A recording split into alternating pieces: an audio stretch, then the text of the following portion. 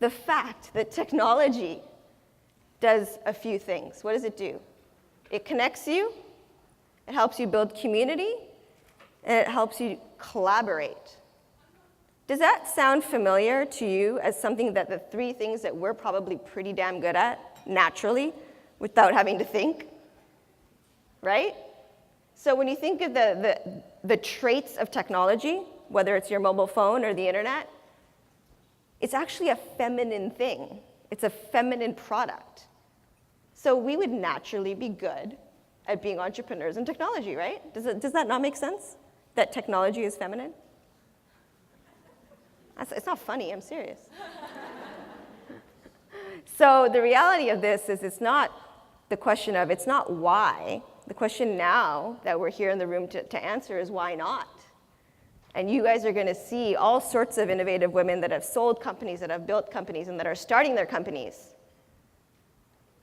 in a way that you probably didn't think was happening, but it's happening.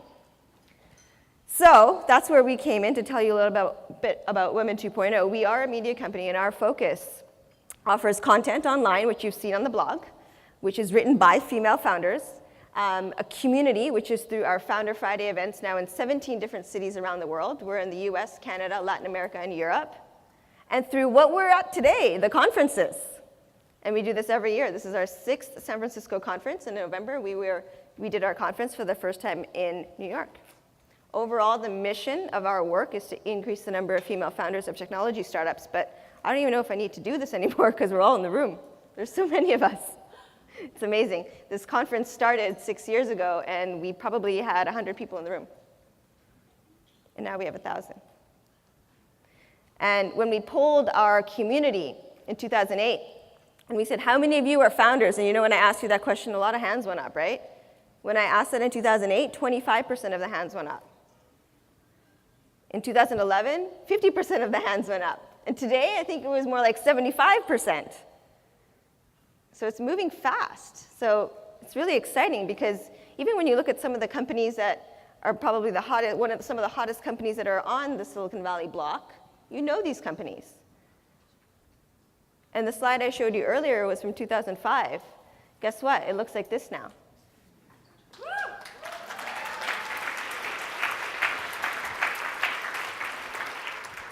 So want pink hair. I have green right here, but that's not good enough.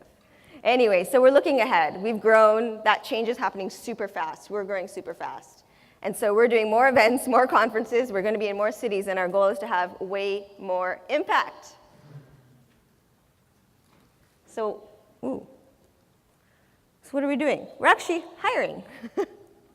And we're actually looking for people to join the team. So I wanted to put that out there to let you know that we're actually looking for managing editors, for writers, for event planners, for strategic leaders. So go ahead, share it. Does that sound exciting to any of you?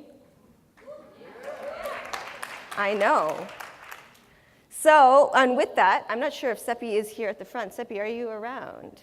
Okay, so with that, talking about growing and all sorts of fun, exciting things that we're doing all over the world, I'd like to bring onto stage my vice president, who has put together this entire conference, Seppi. Thank you.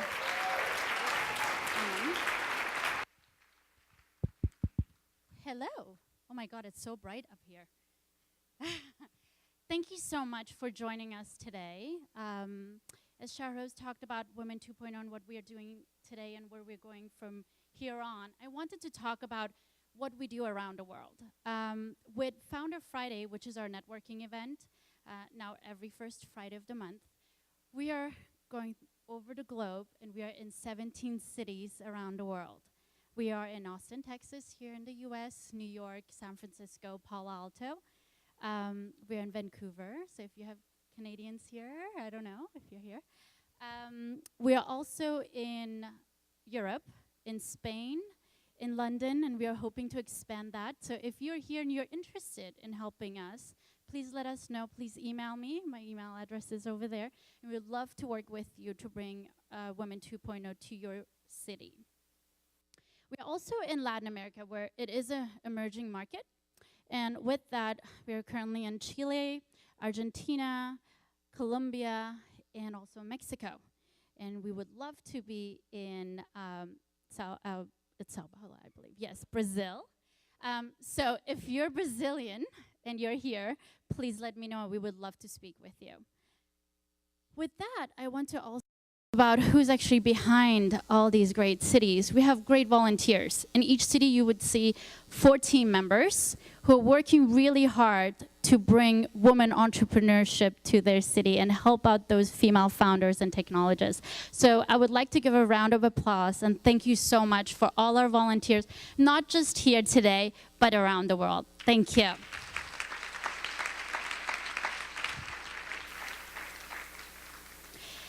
Women 2.0 would not exist, not only because of our volunteers, but also for our sponsors. And they're listed here. So we'd like to take this opportunity to thank all our sponsors who are enabling us to grow and bring and enable entrepreneurs and founders in technology around the world. So thank you so much for all our sponsors, not just sponsors that help us today, but also every day at all our locations around the world. So an applause for that, please.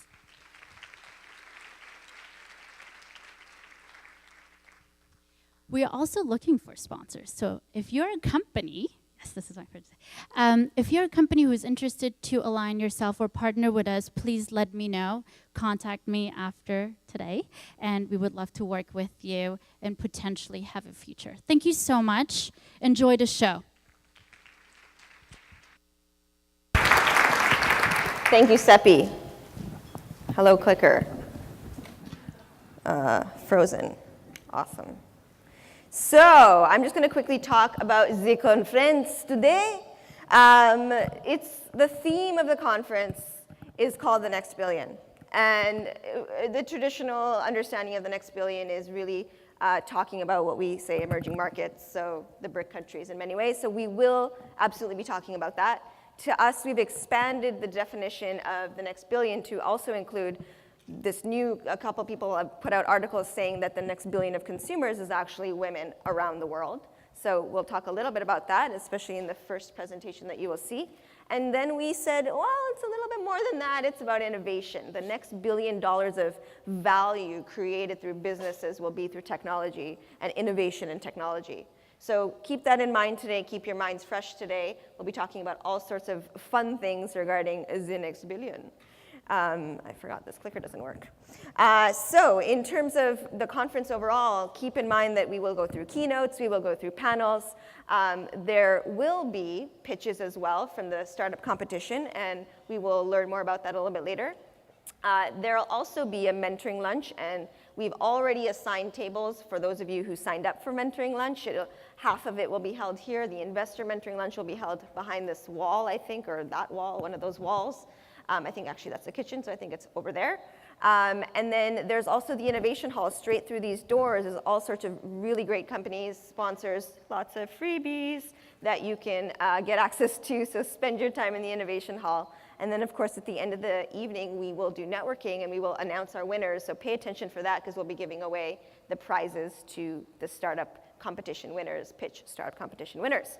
But overall, it's going to be a really fast day. So, I don't know, pay attention. And so the other thing I really want to mention that's really important to us is making this day, and I would say every day going forward, about giving and getting. So in general, the ethos of Women 2.0 is very community-driven. Our focus is to give and get, meaning if we're giving you the opportunity, to pitch on our stage or blog on our network, we're hoping you're going to get something out of it, right? And so when you're here at this conference, keep the give-get model in mind. If you know that you have some knowledge that you want to share, even if you're just starting out, share it. Give your card to someone. Meet up with them for coffee, right? Because that'll come back to you, I promise. That's the entrepreneurial way of giving back. If you give, you will receive. So keep that as part of the day today. Give a card, get a card, give advice, take advice. It'll work like magic. And actually, women are super awesome at that in general, right? So give and get. So I think I'd like to quickly thank our sponsors again. These are the sponsors for today's conference. Our major sponsors are actually Bing and Google for Entrepreneurs. And everybody else listed on here has also given us a great amount of support, and we'll mention them again. But I wanted to give a big shout out to Bing and Google for supporting us. Now, some really interesting, important items. If you're connecting with us today, you should use the hashtag W2Conf on Twitter. You should follow us on Twitter @Women2. If you're on Instagram, we were a little late to the game, so we missed our handle. So it's @Women2Com. And really fun, if you want the conference app, so you can see the interactive bios of the speakers, you can see the interactive bios of the companies that are pitching, you can see the schedule on your phone, Android and iPhone, download it. That's the link, myYap.us/W2Conf13, I think that's the number. Does that sound good? I'm not sure why I keep bending there. I have the screen in front of me. All right, so with that, I'm going to take a minute to introduce you to our morning MC, and I'm super excited to have Kara join us. I'm sure everyone is very familiar with Kara Swisher. She is epic, and we're so happy to share the stage with her. I'm going to tell you a little bit about Kara just to keep it exciting and formal, but essentially Kara did start out covering digital news for digital issues for the Wall Street Journal's San Francisco bureau all the way back in 1997. Her column Boomtown originally appeared on the front page of the Marketplace section and online at wallstreetjournal.com. Previously, Kara Swisher was covered breaking news about the web's major players and internet policy issues, and she also wrote features on technology for this paper. She has also written a weekly column for the Personal Journal on home gadget issues called Home Economics. With the also epic Malt Wasberg, his name is Walt. I swear it's Walt. I just made it up. Malt. I'm hungry. Walt Mossberg. Did I say it wrong again? Jeez, Walt.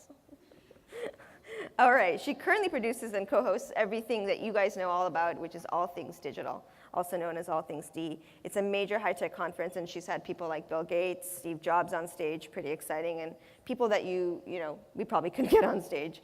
And the gathering is considered as one of the leading conferences focused on emerging tech and media. Of course, after our conference, right? So with that, I am going to bring on stage Kara to take over the morning.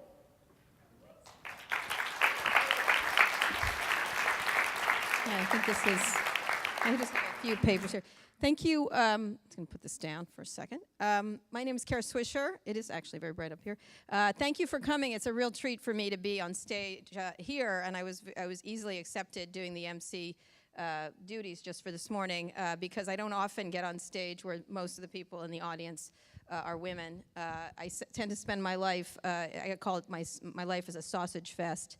And you can try to think about what that means. And I also, big and little. And I, not that I would know, but I also have two young boys. I have two sons, which sort of rounds out my entire life.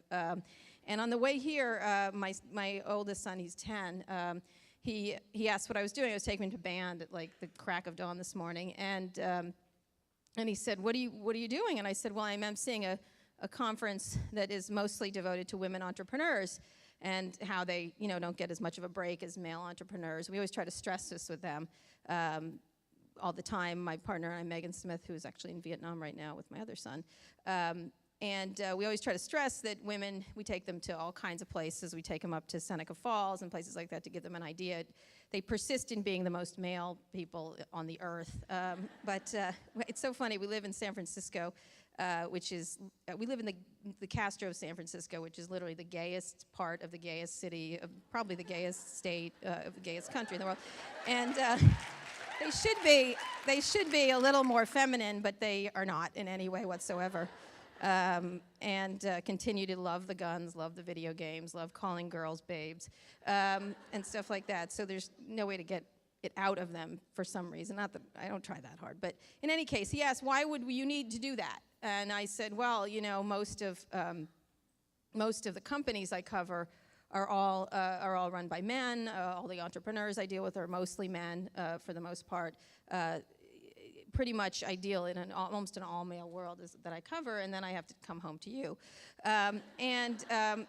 And he said, well, that's not fair. And I said, no, of course it's not fair. It's just the way it is. It's the way things are in this world. And he said, well, what are you going to do to change it? And I said, because you're kind of in charge of a lot of things.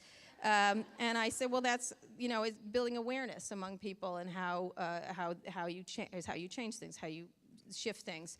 And so we talked a lot about it on the way there, which was kind of interesting. And he, it's the kind of thing I think about all the time when I'm covering stuff for the web, because indeed, since I covered it, I actually was at the Washington Post before I was at the Wall Street Journal. I've been covering the web since it actually went commercial. When it was a government, I wrote one of the stories of when it went from a government institution to a commercial institution. So I've been covering it for a very long time.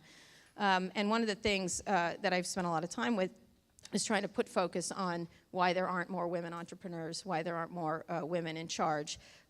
Recently, when Meg Whitman was made CEO of HP, I called up Sheryl Sandberg to tell her, and who's the COO of Facebook, and who's about to come out with a very interesting book in about a month called Lean In, about women leadership and various things.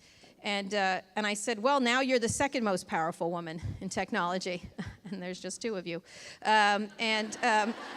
And she said, she goes, well, I look forward to the day when I'd like to be number 10. And so, I said, well, good luck with that. Now you're number 2. And I guess she's moved down since Marissa Mayer got into Yahoo. But in any case, it's something we think about a lot. One of the stories I wrote many years ago, unfortunately, I'm one of the few who call attention to it, and everybody should, not just women, but men should.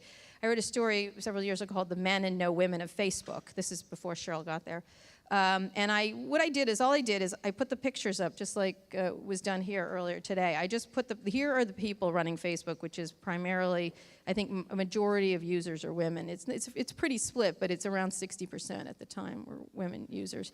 And I called it the Men and No Women of Facebook, and it was pretty much what it always was white guy, white guy, white guy, Indian guy, Chinese guy, white guy, pretty much. No diversity otherwise, besides that. And then years later, I did the same thing when Web 2.0 was coming. I thought a lot of these websites, Pinterest, Groupon, Zynga, are all very heavily used by women users, women consumers. I wouldn't say, earlier you said the web was more feminine. I'd say it's more female, more than that. It's more used by women. And so I decided again, I looked at the boards of Web 2.0 companies, and again, they were stacked full of men, pretty much. And I pointed out again, I said, here's all the major companies, and the problem with the Web 2.0 guys is I call them hothouse flowers, because they're very sensitive to the issue, and they really are. So, they're like, oh, we feel so bad, and yet it's still the same.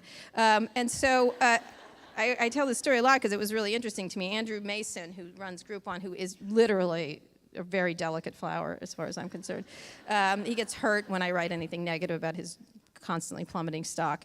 And he called me up and he said, Kara, I just feel terrible.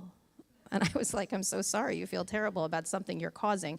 But he said, what should I do? And I was like, literally, I felt like I was like, I was like Oprah or something. And I said, well, get more women on your board. That's pretty much the situation I was calling your attention to.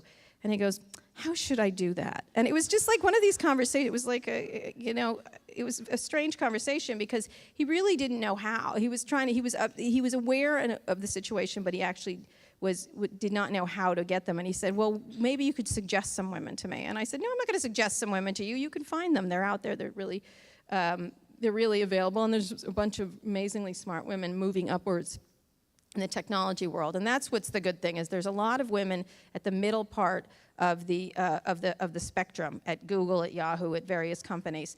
I think the issue that we have to have, and I think we'll talk about today because this is a startup competition too, is that at the very beginning of where startups are, and it goes way back, and we can discuss STEM research and research around women and girls and math and technology, where they fall off the train.